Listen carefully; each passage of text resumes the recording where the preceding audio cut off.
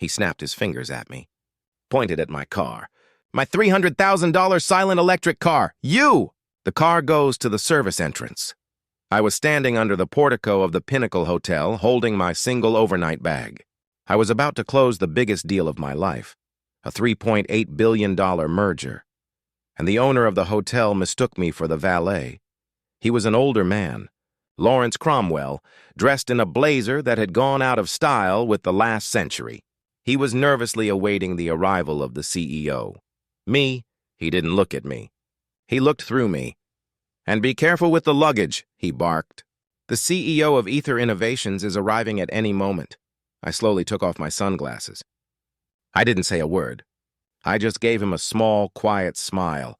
What he didn't know, what he couldn't possibly comprehend, was that the man he just ordered around like a servant held the signed contract for a $45 million deal that was the only thing keeping his beloved hotel from collapsing into bankruptcy. He thought he was putting me in my place. He had just made the most expensive mistake of his life. I played my part. I nodded to my driver to move the car, and I carried my own bag through the towering, gilded doors of the lobby. The air smelled of old polish and desperation. Inside, the place was a museum to a dying era, all crystal chandeliers and faded velvet, and it was straining at the seams.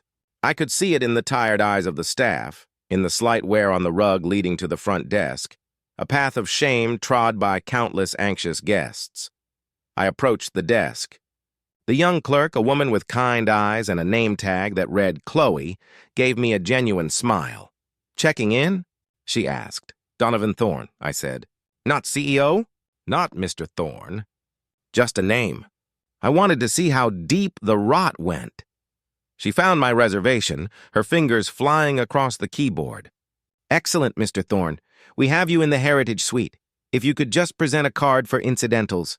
I slid it across the marble counter. It was obsidian black, milled from a single piece of titanium, a piece of functional art, with a credit limit higher than the hotel's monthly payroll. Chloe didn't blink. She reached for the card reader, but Cromwell, who had been hovering like a vulture waiting for his real prey to arrive, swooped in again.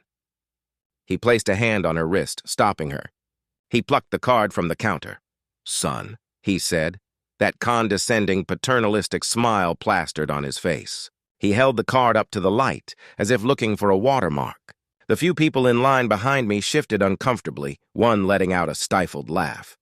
"We can't accept novelty cards," he said, the word dripping with disdain. "Do you have a real American Express? A Visa? Something we're familiar with?" I looked at him, my face a calm mask. My voice was even, low, designed to force him to lean in to hear me. "That card is quite real, I assure you. It's a Centurion card.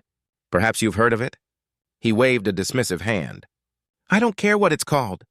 "It looks like a toy. Now, do you have a proper method of payment, or shall I have to ask you to leave?" I paused, letting the silence stretch just a beat too long for his comfort.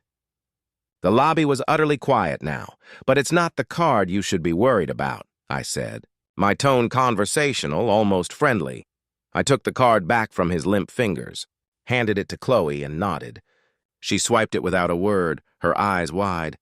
The machine chirped its acceptance. Cromwell's face was a confused shade of red. "Your key, Mr. Thorne," Chloe said, her voice barely a whisper. "The elevator is to your left." I didn't look back at Cromwell. I didn't need to. I could feel his bewildered glare burning into my back all the way to the elevator. That night, in the opulent silence of the Heritage Suite, I spread the merger documents across a mahogany table that probably cost more than my first car. The deal was with Omnicorp, a legacy tech giant. My company, Ether Innovations, was the shiny new prize. They got our bleeding-edge AI, we got their global distribution. It was a win-win. But as I reviewed the ancillary agreements, a clause caught my eye. Annex B, Section 4. Post-merger executive retreats and hospitality. I read it once, then twice. A 5-year exclusive contract. All senior leadership summits, all board offsites, all booked at the Pinnacle Hotel chain. A line item worth $45 million, owned by Lawrence Cromwell. It all clicked into place with the cold final sound of a lock turning. his desperation for this deal, his frantic hovering. He wasn't just hosting us. He was on life support. My merger was the syringe full of adrenaline straight to his company's heart. I leaned back in my chair, the hum of the city a distant whisper below. The anger was there, a hot, sharp stone in my gut, but it was quickly encased in ice. Anger was a luxury. Strategy was a weapon. He thought he was mocking a driver, a man beneath his notice. He had no idea he was insulting the architect of his financial ruin. The official welcome dinner was held in the hotel's grand ballroom the next evening. I wore a simple, impeccably tailored suit, no tie. Cromwell was resplendent in a tuxedo that was too tight around the middle, schmoozing with the Omnicorp executives. When he saw me, his eyes widened in recognition, then narrowed in confusion. He hurried over. "Mr. Thorne, I didn't realize you were part of the Ether delegation," he said, his voice strained. "I'm full of surprises," I replied. Taking a glass of sparkling water from a passing tray, he gave a tight, nervous laugh and scuttled away. Later, during his speech, he stood at the podium, beaming. "The union of Omnicorp and Ether Innovations isn't just a merger," he boomed. "It's a testament to enduring values, to legacy, and we at the Pinnacle are proud to be the home for this new chapter." His eyes scanned the room, and for a fleeting second, they landed on me. A flicker of something, panic, crossed his face. He cleared his throat. "And it's wonderful to see such a diverse team," he added, the words clumsy and forced. A few people clapped politely. Most shifted in their seats. It really does take all kinds. The silence that followed was deafening. He had tried to give a compliment and instead had thrown a grenade into the middle of the room. I didn't react. I simply stood, raised my glass of water in a silent, ironic toast, and walked out. The message was clearer than any outburst could ever be. The final negotiation session was set for 10 a.m. in the hotel's boardroom. The air was thick with anticipation. The main deal was done. This was for the final sign-offs, the ancillary agreements, like the $45 million hotel contract. Cromwell was there, sitting proudly against the wall, ready to sign on the dotted line. I entered last. All conversation stopped. I placed my tablet on the table and stood at the head of it. "Good morning," I began, my voice cool and professional. "Before we proceed, there's a material issue that needs to be addressed. We have a structural problem with Annex B." Cromwell's head snapped up. The lead lawyer for Omnicorp frowned. "What kind of structural problem, Donovan?"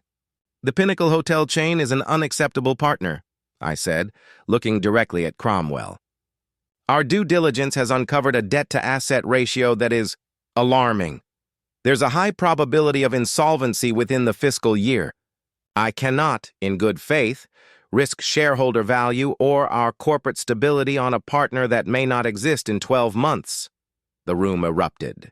Cromwell shot to his feet, his face a mottled purple. "This is nonsense," he spluttered, pointing a trembling finger at me.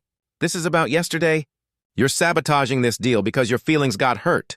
This is petty revenge." All eyes turned to me. This was the moment. The pivot, I remained ice calm.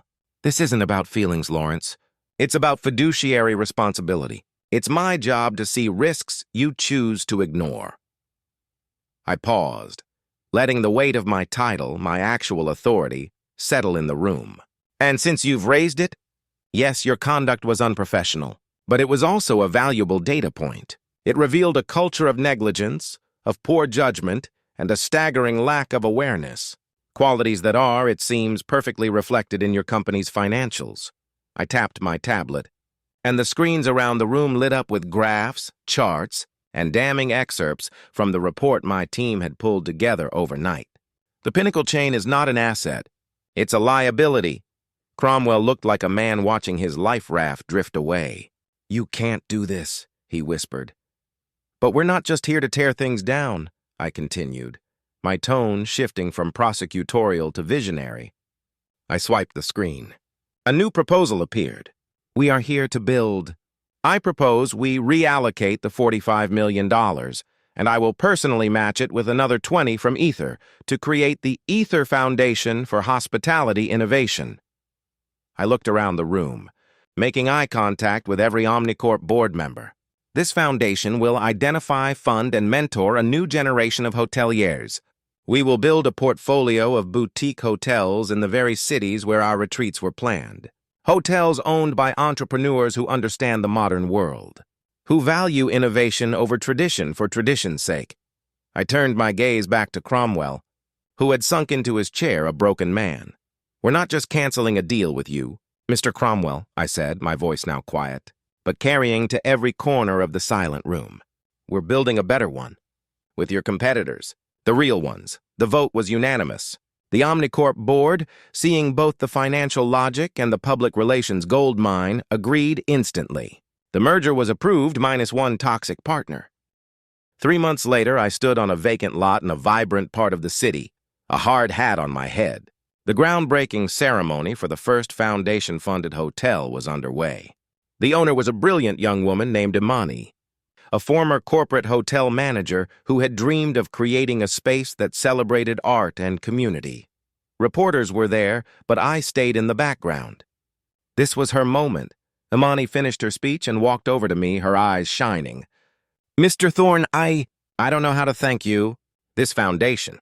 It's not a handout. It's a hand up. It's a belief that we can build something beautiful, too. I smiled.